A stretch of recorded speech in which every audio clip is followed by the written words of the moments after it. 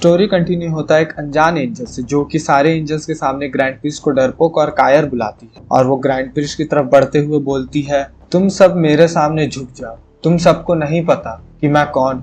चलो मैं इससे पहले ये बताती हूँ कि जो तुम्हारे सामने ये बहरूपिया बैठा है वो कौन है। ये सब सुन के सारे एंजल शॉक हो जाते हैं, क्योंकि किसी को समझ नहीं आता कि क्या चल रहा है और ये अनजान एंजल जैसी दिखने वाली है कौन। तभी सीन चेंज होता है बीरस के प्लान और ये घटना ग्रैंड प्रिस्ट के मीटिंग से पहले होती है और हम देखते हैं वीस और गोकू को, और वीस गोकू से बोल रहा होता है, गोकू अब तुम्हें कैसा लग रहा है? इस फाइट से तुम्हारे शरीर पर बहुत ही ज्यादा असर पड़ा है। ये सुन के गोकू बोलता है, माफ करना वीस, मुझे पता है लॉर्ड बीरस को हराने के चक्कर में मैंने कुछ ज्यादा ही कर दिया। बीरस गोकू का ये बात सुन के बोलता है, अच्छा तो तुम्हें लगता है तुम मुझे हरा सकते हो?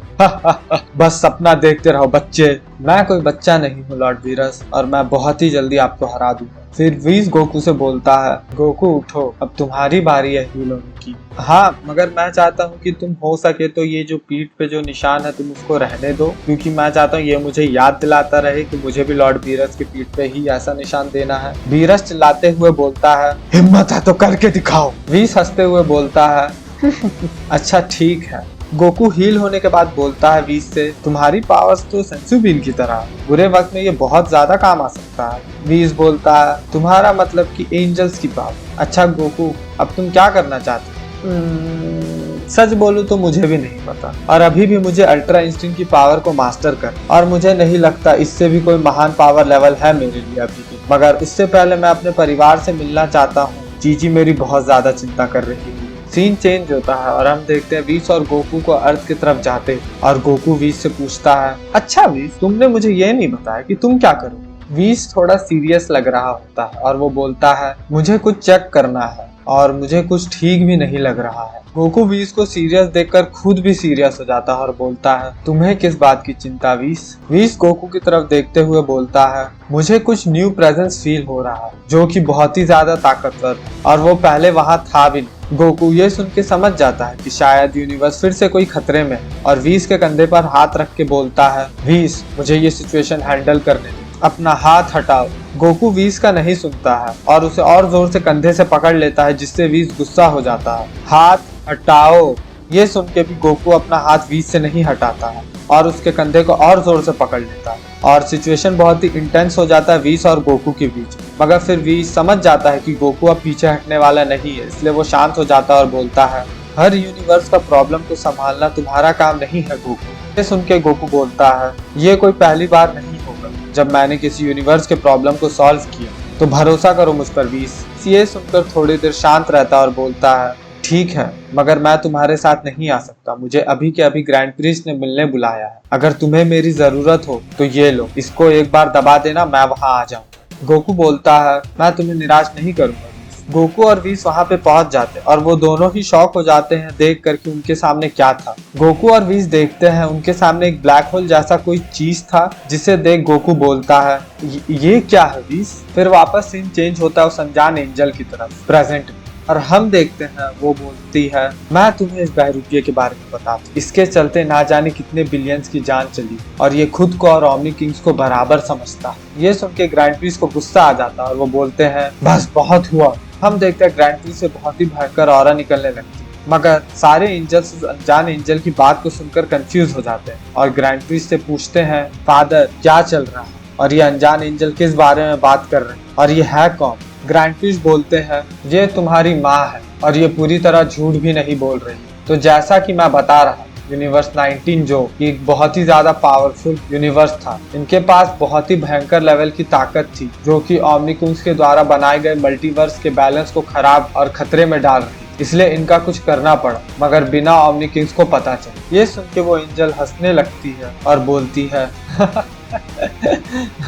जल्द से जल्द कुछ करना पड़ा था, भले ही तुम्हारे लिए स्पेस टाइम को एक्सपेंड करना कुछ पल का खेल था, मगर उससे कुछ पल में मरे नहीं। लाखों निर्दोष और बेकसूर जिंदगियां महसूस कर रही थी कि तुम्हारे शरीर को टाइम धीरे धीरे अलग कर रहा है। भले ही तुम्हें 1 सेकंड लगा मगर हमारे लिए तो वो कई हजार सालों का था मेरे प्यारे ग्रैंड प्रीस्ट। ग्रैंड प्रीस्ट बोलते हैं, मेरे पास ओमनी किंग जैसी शक्तियां नहीं है, इसलिए मेरे पास बस यही एक तरीका बचा था। ये सच्चाई सुन के सारे एंजल्स शॉक हो जाते हैं और फीमेल एंजल फिर बोलती है, क्या तुम सबने सुना? हमारे फादर को बिलियन को मारना ठीक लगा, इसके बजाय कि वो ओमनी किंग को जाकर सच बोल।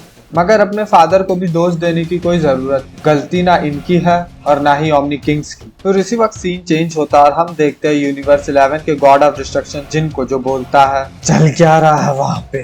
फिर हम बेलमॉन्ट को देखते हैं जो बोलता है, ये शक्तियाँ मुझे जानी पहचानी क्यों लग रही। उसके बाद सीन फिर फीमेल एंजल पे आ जाता है और वो बोलती है, अगर हमें किसी को दोष देना चाहिए तो देना चाहिए उस सिस्टम को जिसने तुम्हारे फादर को मजबूर किया है इस कदम को उठाने के लिए। फिर हम देखते हैं उन डिस्ट्रॉयड यूनिवर्स के एंजल्स और गॉड ऑफ डिस्ट्रक्शन को, और उनमें से एक बोलता है कितने हंसने की बात, बोलता है यहाँ इतने वक्त बाद आकर मुझे कितना अजीब लग रहा है। फिर उनमें से और एक गॉड बोलता है, इन सबके चेहरे जाने पहचाने हैं। फिर हम देखते हैं सारे एंजल्स को उनके गॉड ऑफ डिस्ट्रक्शन के साथ, और हम देखते हैं फ्रीजा को जो बोलता है, गुड इवनिंग जेंटलमैन, मुझे आप सबसे मिलने का बहुत मन, और खास करके वीज से मैं उससे मिलकर पर्सनली थैंक यू बोलना चाहता हूँ। और हमें पता चलता है कि फ्रीजा यूनिवर्स 18 का गॉड ऑफ डिस्ट्रक्शन बन चुका है। और वीज बोलता है, फ्रीजा मुझे समझ में आ गया था कि तुम क्या प्लान कर रहे हैं, पर तुम इतने हद तक जाओगे। ये सुन के फ्रीजा बोलता है, मुझे कम समझने का गलती अब दोबारा मत कर, ये तो शुरुआत है। जैसे ही मेरे कमांडर को पता चला कि अचानक से कई नई यूनिवर्स आ चुके हैं, मगर ये सुन के हैरानी हुई कि यूनिवर्स 18 को डिस्ट्रॉय करना पड़ा, जबकि उसका गॉड ऑफ डिस्ट्रक्शन कितना बेकार था। 18th यूनिवर्स के एंजल ट्विस्ट के अनुसार वो हर चीज से नाखुश था और उसमें एक रेवोल्यूशनरी वाली बात भी नहीं थी। और हम देखते हैं फ्रीजा कैसे यूनिवर्स 18 का गॉड ऑफ डिस्ट्रक्शन बना। हम देखते हैं फ्रीजा इस यूनिवर्स के गॉड ऑफ डिस्ट्रक्शन के पीछे खड़ा होता है अटैक करने की, और वो अपनी लेजर बीम से उस पर अटैक कर देता है और बोलता है, हो इतना शर्मनाक है कि मैं मिस हो गया। और 18 का गॉड ऑफ डिस्ट्रक्शन बोलता है, तुम चाहते क्या हो? और तभी हम देखते हैं फ्रीजा अटैक करके उसके छाती में एक बहुत बड़ा होल बना देता है, और फ्रीजा बोलता है, ओहो मुझे पहले ही अपना लेफ्ट हैंड का यूज करना चाहिए था। फिर हम वापस प्रेजेंट में आ जाते और वीज बोलता है, मुझे अभी भी समझ नहीं आया कि ये सब का क्या मतलब, मगर जो भी है मुझे कोई फर्क नहीं पड़ता। अब फ्रीजा ये सुन के बोलता है, कहीं तुम पछता तो नहीं रहे हो मुझे जिंदा करके? वीज बोलता है, तुम बेवकूफ हो फ्रीजा, तुम्हें कुछ पता नहीं है कि कब क्या करना। ये सुन के फ्रीजा स्माइल करते हुए बोलता है, अच्छा तो तुम मुझे ये बताओ कि तुमने गोकू को कहीं देखा है क्या?